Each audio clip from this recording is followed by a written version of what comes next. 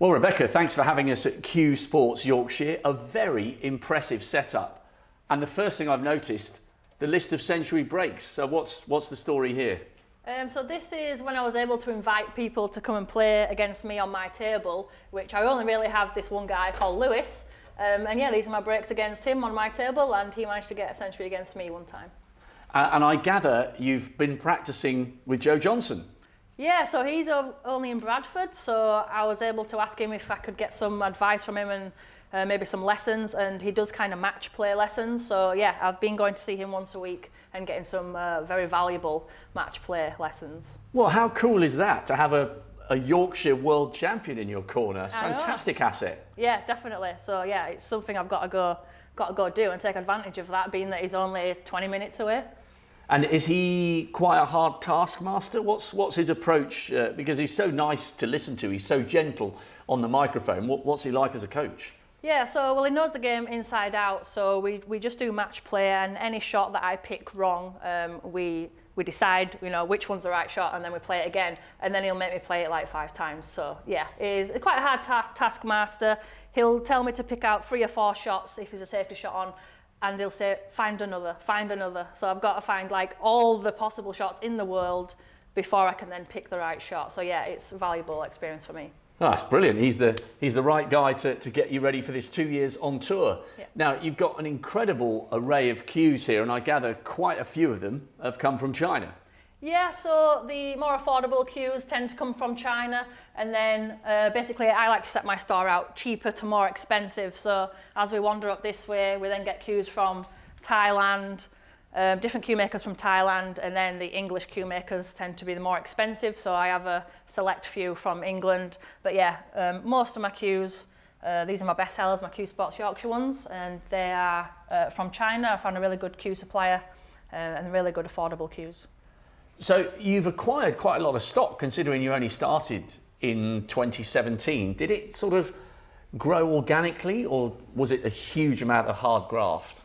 Bit of both, really. So when I first started on the women's tour, I decided I needed my own table. So we had a bit of savings, and I thought, right, I need my own table. And I thought, there's no shops around. Why don't I just make it into a shop and do some coaching? Because I was just getting into that. So it just sounded like a really easy option for me to do.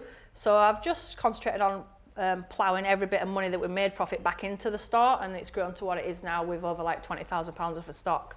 Well, you've shown quite a lot of initiative, because it's not as if you've got the talent on the table and you've waited for everything to come to you. It's been the opposite way around. You thought, right, well, if I want to make something happen, I've got to do it myself. Yeah, definitely. So to be highly ranked on the women's tour, you really need to be practicing as much as you can. So that was my initial plan. But now on the other side of it, my shop's so busy, I don't get the time to practice now. And now with this amazing opportunity to then play on the Pro Tour, I'm having to get someone in to run the shop, so then I can leave this behind and go try do something on the Pro Tour. So yeah, all a bit strange, but it'll all work out, I'm sure. And it's a great opportunity. Now, in terms of the cue cases, they are absolutely brilliant. My favourite is the Union Jack. What will we be seeing you carry your cue out in on tour? Oh, I go for the very sleek, the black one up there. So it's this one right here. Just a nice plain black one piece with chrome edging, with the Q Sports Yorkshire logo, obviously. Of course, flying the flag for the great county. That's brilliant. Nice and understated. I like it.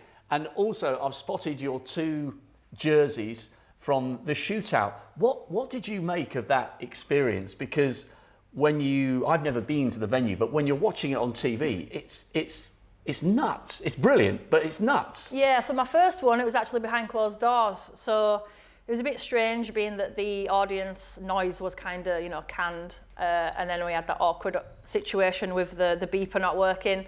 But the second time with the big audience, that was just amazing. I can't even tell you what happened, because it was just all so mental and rowdy. But yeah, it was an amazing experience, but not the normal kind of snooker setup. But when you get into these big opening round matches, and who knows who you're going to draw, but if you get someone big, it's going to be front and centre, as it should be.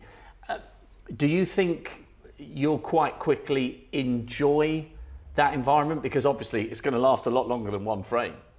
Yeah, definitely. I think when there's more frames to play, you'll settle as soon as you start. Maybe put a few balls or get a little break going. I'm pretty sure the surroundings will go away and I'll just focus on the game. Well, I'm hoping that'll happen. So yeah, hopefully it all just comes together when I'm in the matches.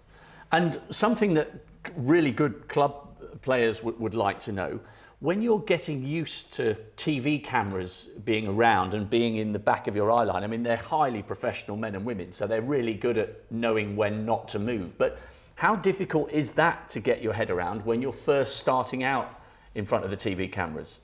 Yeah, I think I've had a little bit of experience with it now, especially with like referees, that you have to give them a second to get round. So just a little case of, just showing what shot you're going for before you go for it.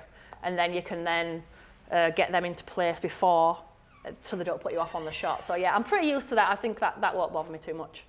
And I love the fact that you've got all the trophies on display, albeit I think they're too high up. I think they need to be lower down so people can look at them. But that's an impressive array of titles, finals and semi-finals. Yeah, well, that's the only place for them, unfortunately. We just have to put stock everywhere else, but you never know. The shop might grow and I can get a much bigger shop and I might have to have my own trophy room then.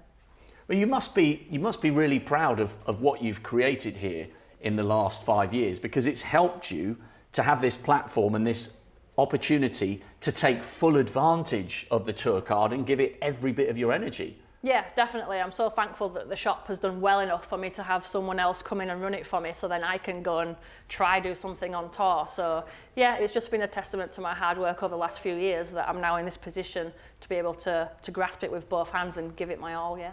Well, I really, really hope it goes well for you. We'll be watching out very carefully for your results. Have a great 2 seasons. Thank you very much. Cheers.